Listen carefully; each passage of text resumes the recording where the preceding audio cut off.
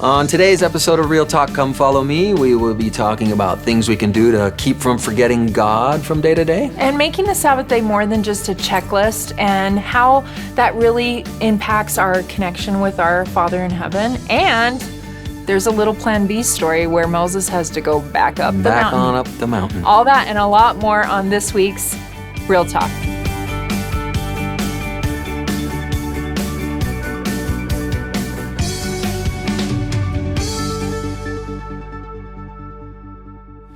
Hello and welcome to another episode of Real Talk. I'm John Fossum, here with Gainalyn Condi. Hello, Gainalyn. It's so good to be here. Yeah, awesome to be here. Yeah. Today we're going to jump into Exodus 24, and also chapters 31 through 34. Lots of beautiful stuff this month, starting May. Yeah, for this particular. get ready for May. Yeah. There's a lot of content in May. Yeah, a whole lot of good stuff. Yes. So today we're going to talk specifically about how sort of easily we forget God sometimes. The children of Israel obviously struggled with that. So do we today. Mm-hmm. Shocker. So we're going to talk about some things that help us stay connected to Him first. Things like the Mosaic Law. Yeah, and I think sometimes when we're sitting in a gospel doctrine discussion and we're talking about the Mosaic Law, it's easy to make it seem as if the Mosaic Law as the lesser law means that it was lower in importance. Yeah, like sort of lesser in meaning. Yes, Yeah. and it's not. And I think like the pattern of God is always with us, that line upon line principle. And so instead of dismissing, we share this in the Real Talk Journal on page 50 if you have it. There is not a lesser of importance in this or significance. And we're going to kind of see over the next few weeks how this Mosaic Law is preparatory. Yeah. And in many ways, as we were discussing and preparing for today, I feel like a lot of what we're doing is preparatory. I go to the temple and feel like this is preparing me for something that is a celestial experience that we're not actually having right now. Yeah. And so I would just say a little more generous assumptions with the children of Israel and how they were wrestling with it and they were dealing with this lesser law. It doesn't mean it wasn't important. Yeah, and speaking of the temple, they had their own version of it, a portable one, referred to as the Tabernacle. Yes. I know there's something in the Tabernacle you really loved. I like that. Why don't you share it? Yeah, so for example, right here in chapter 26 of Exodus, we see in verse 34 and 35 where they talk about the mercy seat in the ark and how they set it upon a table, and there was a veil and there were candlesticks inside the table, and they had a certain place they would place it in certain directions, south and north. And I was recently at a book signing, and an individual who's a huge fan of Real Talk came up to me, and he had in his hand like this milk carton you could get at elementary school, for lunchtime, and these two straws. And I'm thinking, okay, not a usual thing when I'm at a book signing, but he starts tearing this milk carton apart, and he's like, I just want to share something with you. I really love Real Talk, and he started referencing some episodes, and he all of a sudden built what looked like what we would see maybe in Indiana Jones. A milk carton ark. A milk carton ark, and he stuck the straws. I wish I had one, but I didn't prepare in that way. And he stuck the straws through, and it was like the handles that we would see of the ark. And then he asked me this question, like, it makes me think, what do I need to be putting in my ark? And so I think it's an important event in our own lives when we start adding to the arcs of our lives. The Holy of Holies, yes. The most sacred aspects of your life. Exactly. What would you put in your ark? What would you put in your ark? And, maybe a good week to watch Indiana Jones, because if your kids are like, what do you mean the Ark of the Covenant? And I'm not saying that's like historically accurate, but I think it brings it alive. Don't you think? As the definitive documentary on the ark. Exactly. Or maybe making your own little arks, and like, what as a family do we hold sacred that remind us of our faith promoting stories or our situations in our lives that have kind of helped us feel that connection to God.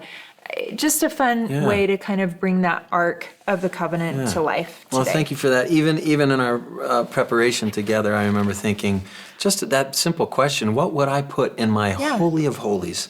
The most sacred things in my life, what would I put in there? And it just gave me some good thoughts. So maybe an invitation to our viewers and listeners. Not your new iPhone.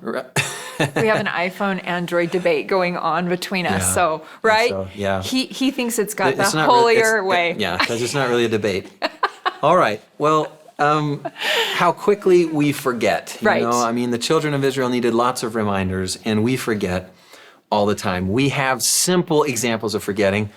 I know this has never happened to you, but it's happened to me where I walk into a room and I don't even remember why I walked in there, right? I'm 51. It happens all the time. And in those situations, it's harmless, right? It's just kind of funny. But when we quickly forget God and the role he should take and the place he should take in our lives, that can lead to some pretty painful experiences. In Exodus 24, the people make this claim, 24 verse 7. They say, all that the Lord hath said, we will do, and we will be obedient. And so they had a willingness, right? They had that desire, again, kind of speaking to what you said earlier about, giving them a little grace. They're in the wilderness, for crying out loud, it's hard to remember God out there in the midst of your wanderings and trials, but they had this desire. But we know that they didn't do too well. Kind of like Laman and Lemuel, we give them a bad rap for obvious reasons. But man, they followed their dad, right? They had a willingness. They tried. They tried numerous times, just struggled with forgetting. I came across this beautiful quote teaching by John Taylor, and I thought it was worth reading. Good. Yeah. So here we go. This is John Taylor. It's from the Journal of Discourses, Volume 6, page 162. When you're doing your light reading, you can just flip to it. It says this. We forget sometimes that we are the saints of God. We forget that we have dedicated ourselves to the Lord with all that we have, and we forget our high calling and our future destiny. We condescend to little meannesses. We falter and get into darkness and lose the Spirit of the Lord. We forget that God and angels are looking upon us, and forgetting these things sometimes, we act the part of fools. And we are then left to grope our way in the dark. But if we could live our religion, observe God's laws and his statutes, and keep his commandments to do them, we would feel very different. We would feel comfortable and happy. Our spirits would be peaceful and buoyant. From day to day, from week to week, and from year to year, our joys would increase. That's so good. And I just thought how true it is. And I can testify of the truth of that statement in principle, because whenever I can stay focused on God, even when times are tough, he always sustains me. He always helps me through. And so the more anything we can do to help ourselves remember God, man, it's worth every effort, which leads us to more stuff about the tabernacle and things that God gave him. And I'm thinking as you're talking that it's so easy to see someone else's thick of thin things versus our own thick of thin things. That's a great point. Right? So we have the one-dimensional perspective of Nephi of his brothers, not what would they say. Right. And I think the children of Israel have taken the bait in our minds of like, they're the example of the people that just didn't get it right, which is exactly what we pick up in Exodus 24, right? Where the Lord said unto Moses, right, come up to me on this mount and be there, and I'll give thee tables of stone and a law and commandments which I've written, that thou mayest teach them. And so as he's up there in Exodus 31, we see that Moses actually sees God's hand. His finger is writing upon these stones, and he's up on Mount Sinai, and he's receiving this amazing revelation. And then he comes down to base camp. And we tell this story, and in this preparation, I had a new perspective. And I want to start with just like plan A was the tables of the law. Right. Okay? So Moses is up on the mount. Right. He sees God's finger. He has these amazing tables of stone, and he brings it down. And he had been up there 40 days, which doesn't sound like a lot, but sometimes in my life, 40 days feels... 40 days in a campsite in the desert. Is That's significant. a long time. Right. And think about their mentality. They have been slaves where they had a very dictated schedule on a daily basis. And now there's all this like, wait, we don't visit and teach and home teach this way? Not as much micromanaging. Exactly, right? Yeah. And so now they're in this experience, and they go to Aaron, and they really are frustrated because they feel like the prophet is silent. And I think how often we respond in this fear or anxiety that maybe the prophet is being silent on the things we want to know. Right. And then in that gap period, what happens? What happens, right? Yeah. I see that so much, and I love that insight of yours this week, how, we always want more from the prophet, right? But in the end, it's not the prophet's responsibility to tell me everything I Right. should be doing and believing and saying and how to interact, That's my responsibility. And so how do I respond? What sources of Right. information and revelation do I look to when the prophet and the apostles aren't, micromanaging a specific belief or practice or anything else in our lives? I think it's a beautiful. And so when we're in our base camp, right? Yep, We right. see here in Exodus 32 that when Moses is delayed in coming down off the mountain, the people gather themselves together unto Aaron and say unto him, make us gods. And I think that's sometimes what we do in that gap time where we feel like there's a void, and instead of staying vertically connected, we decide to make ourselves the God. And he says, for as for this Moses, the man has that brought us up out of the land of Egypt, and we wot not what is become of him. So they're Right. afraid because Where is he? Yeah, he pulled us out of our what we knew, and it wasn't great, but it was comfortable. And I love what L. Tom Perry says about this. Moses was receiving these 2 tablets of testimony containing God's commandments to his people, and with those tablets in hand, Moses descended from the mountain to what? Find them with their gold and their silver and their precious things, melting them down into this golden calf as an idol. And I think when we see in verse 19, Moses, he comes down. I love this. And it came to pass as soon as he came nigh into the camp that he saw the calf and the dancing, and Moses' anger waxed hot. And he cast the tables out of his hands and break them beneath the mount. He's ticked because he's been up there having this like really second comforter experience. Right. He's seen the hand of God. He has something of great value. But in that gap, Can't wait to deliver it. Can't wait. He's like, listen, I've just had this cool experience. I want my people to have it. yeah. And in that gap period, they've gone to Aaron. They've said, make us the gods. And they've made this idol to steady their vulnerability. They forgot him. Yeah, and forgot him that quickly. and that plan A is now broken, smashed all over on the ground. Yeah. Reminds me of the Book of Mormon, specifically the Book of Helaman and the early chapters of 3rd Nephi. It was Ezra Taft Benson that said specifically those chapters are meant to be read and studied. At least one way to study them is sort of as parallels of what we can expect before Jesus comes a second time. And there's a phrase in there that's repeated at least 4 times, more than that if we go, to different iterations of that phrase. And the phrase is, in the space of not many years. And it's always talking about how quickly things can go awry spiritually when we forget God. And boy, 40 days. That was it. Yeah. And they really, I feel like it's a very real talk topic to consider when we grow impatient, when we feel like maybe policy or revelation isn't coming fast enough. Right. And I think when Moses comes down to the camp, he says, who's on the Lord's side? This verse 26, right? And he's like very frustrated because he's thinking, wait, I thought you guys were clear on our why.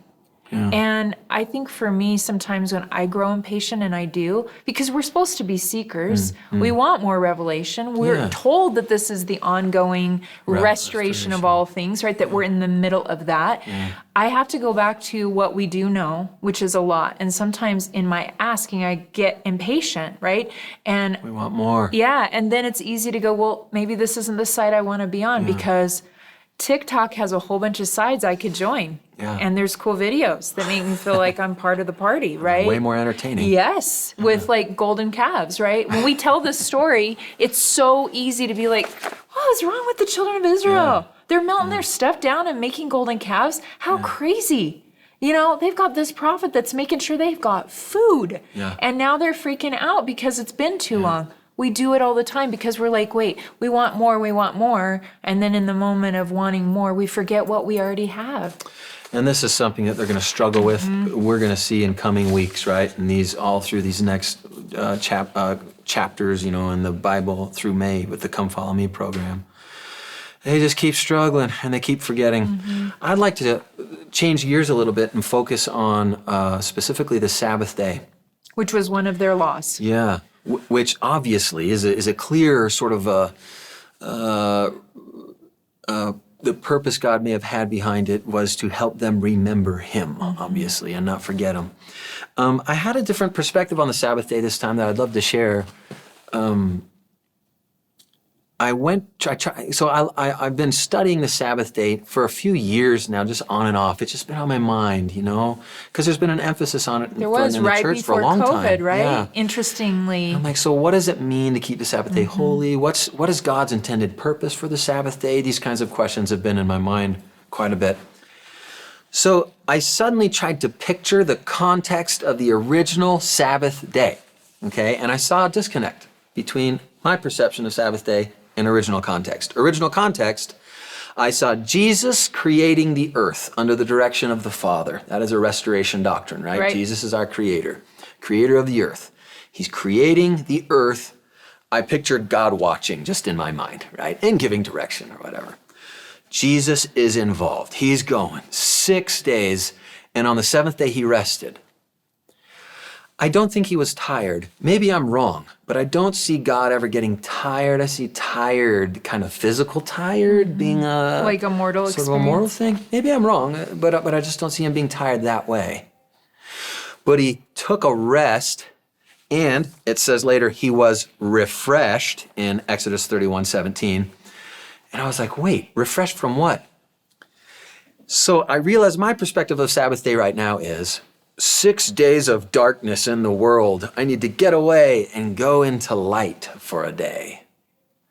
That wasn't the original context of the Sabbath day. The original context was Jesus is in light, doing the greatest stuff ever, creating this world. He stepped away from that to reconnect with his Father, right? And I thought, whoa.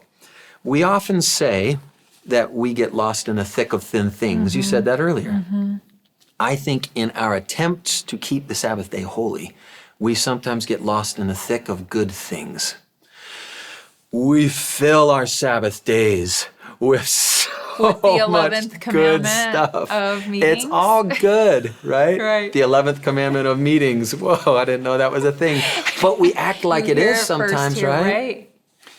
And so it's not, the original context of the Sabbath day wasn't stepping away from bad things into good things. It was stepping away from a plethora of good things to simplify our focus and focus on a single thing. A boundary. I love, and you shared some thoughts with that earlier. Share some more. What are you thinking there? I just feel like exactly that context of that we see in Jesus' mortal life that he stepped away to rest. And sometimes we think that saying yes to everything, all the good stuff, is more godlike. Yeah. And yet God says no to us all the time. And so it makes sense for me that the pattern he's trying to teach me is, will I have boundaries so that there's temperance and order in all things? And that would require a season of rest. And that's an eternal principle you just articulated there. And God puts it this way.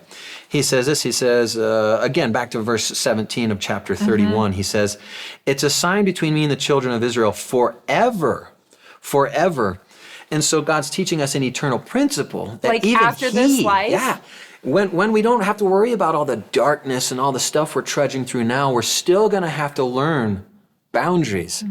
When I've been immersed in the thick of good things long enough and I need to simplify my worship and my focus and reconnect with my Father. So powerful. And so I just think here would be, I have sort of an invitation with this, and I'm trying to be delicate with it. I know that there is such a thing as a good meeting that helps accomplish the purpose of the Sabbath day. I know that. I've experienced them.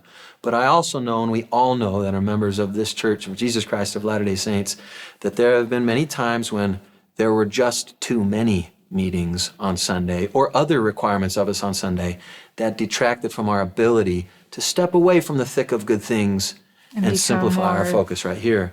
And so I would just invite all of us that are in leadership positions to just ask ourselves the question, right? Every time we want to schedule another meeting or something on Sunday, is this accomplishing the intended original context purpose of the Sabbath day? Quick story. It's a good one. One of my sons, Isaac, who's currently on a mission in Italy, when he was like 3 or 4, he was the cutest boy. I mean, my goodness. He couldn't say his R's. He was so cute and he was so good. And he still is. but he can say it's ours. I was out working on a project in the front yard. It was in the mailbox. I was digging a hole or whatever, and I'm on my hands and knees in the grass. He's just out being by Dad, right? And I look up at him, and he's got his hands in his pockets, and he's staring at heaven, and he just laughs. And I'm thinking, what's going on in his mind, What's going on? And he says, because the veil's still thin, yes, right? I felt it.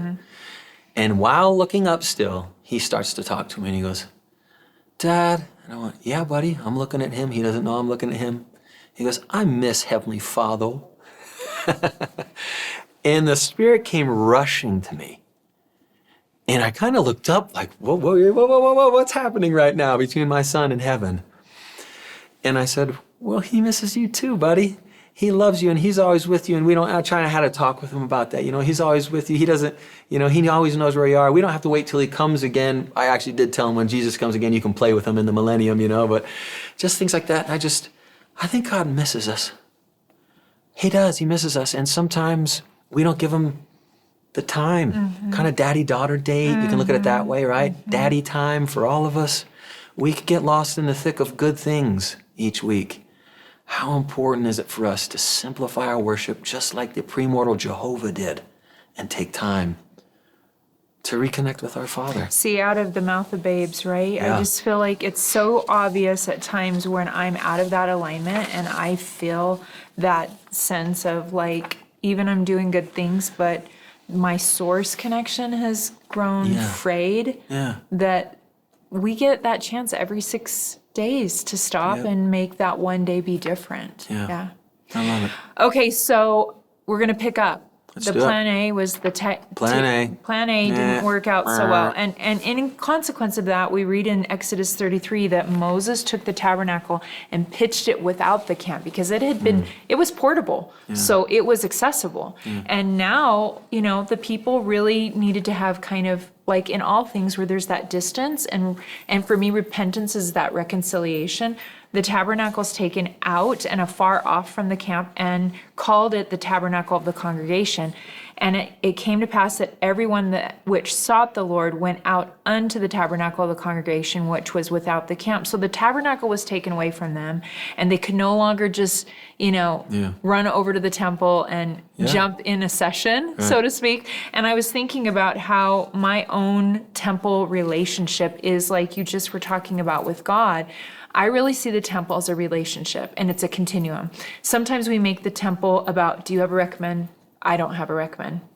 And for me, it's much more on a continuum. That for me, my relationship with the temple means that there's phases of time where I'm worshiping in the temple, and I don't leave thinking that was the greatest date of all times, right? And then there's other times where it just feels like, oh my gosh, that was like a perfect getaway. I'm feeling like I'm really refreshed. It was so restorative. I had revelation. I felt angels there. And I would just say, wherever you're at on the temple continuum, the children of Israel were really being taught to not take that relationship for granted. And they were, in this process of learning, it was removed from them. And I think sometimes in my own life, I can take people that I cherish the most for granted. That they're the ones I see every day, they're in my house. At this point of taping, my daughter's about to graduate high school and move out of the home. So everything she's doing feels like, John knows. I'll just start crying. I just am talking about like, oh my gosh, the last time I might see this. Yes, Which a year ago, I was just like, it was the day in, the day out. And I think here the Lord was really trying to say to the children of Israel, do not just treat the tabernacle or this portable temple as a relationship you're going to take for granted. And now we jump into Exodus 34, right? Where we get the plan B. Plan A was broken all over the floor. And here Moses goes up another 40 days and another 40 nights of no bread. And we pick up in verse 27, and the Lord said unto Moses, write thou these words. For after the tenor of these words I have made a covenant with thee and with Israel. And verse 28, and he was there with the Lord 40 days and 40 nights. He did neither eat bread nor drink water, and he wrote upon the tablets the words of the covenant, the 10 commandments. And I would just say in this situation, I had a new awareness as I watched these two like maybe bookend experiences. The first one was that 40 days up, he sees the finger of God. It's written, it's cool, second comforter experience. He comes down, calf, He slams them, he's angry, he's mad. Understandably. Right. And then we don't really know the length of time, Right. but now we see some consequences here where the tabernacle is removed, and maybe the children of Israel are like, wait, maybe we do want a higher vertical relationship. He goes through the whole process again. And this time the Lord's like, I'm not going to write it. Now you've received the revelation, you've got to go down and write it. And that to me showed that not only were the people being prepared, but the prophet was changing in the experience. And that process of 40 days is significant. I've shared before on Real Talk, I had the chance to go to the Middle East and speak. Within a few weeks of coming home from that trip, I developed something and my liver was shutting down. And I was very sick. And it was pretty obvious. I was literally itching all over my body, bleeding because of itching, not sleeping because of itching, and I was jaundiced because my liver was shutting down. And I had multiple blessings, and at one point I had a blessing, and it was clear that this was my kind of Liberty Jail experience. It was said that in the blessing. Right. And I had this fleeting moment thought, and it was just a spark, and it was 40 days. And we see with the Savior, we see it with Moses. I like to see patterns, and I saw this pattern, and it was just a whispering of my spirit. I think it was God's mercy of like, this is not going to be the rest of your life, because it was pretty scary. And one day I didn't itch. And Crazy. I didn't tell Rob because I was like, I don't want to jinx it. Right. And then the next day, it was day 2. And he started to notice, like, are you feeling better? And I had done the math, and it had been exactly 40 days. Wow. And for me, I just think what the Lord was teaching me, I can't even express in words what patience I was being taught and what I experienced in that. And I wonder, when we sit with Moses, will he say that first 40-day experience versus that second day 40-day experience? I don't really want another 40-day of itching, but thank you for letting me share that. Just that idea of Thank you for I sharing. had to rely on God. I had to set aside, I had to rely on him in a different way because it was like involuntary, the itching, and then whatever was happening with the rest of the symptoms of my body. I just think Moses was asking for forgiveness in his anger and in his frustration. He was being tutored, and the children of Israel were as well. Well, as we remember God in all the aspects of our lives, things just get better and better. And our joy, what does it say in the scriptures we read earlier? Oh, it was John Taylor. We are buoyed up and we can make it through. Yeah. So we have an invitation for you. How can you commune and connect with God this week in a different way? And how will it influence what your Sabbath day looks like? Instead of the check boxes of this is what we do on the Sabbath day and this is what we don't do, can we bring it back to a communing with God, hanging out with our dad? And he misses you, and so he wants to spend time with you. And we'd love to hear on social media what your Sabbath day experience feels like. And we'll see you again next week on Real Talk, Come Follow Me. Do you like Real Talk? Come follow me. Then like and subscribe.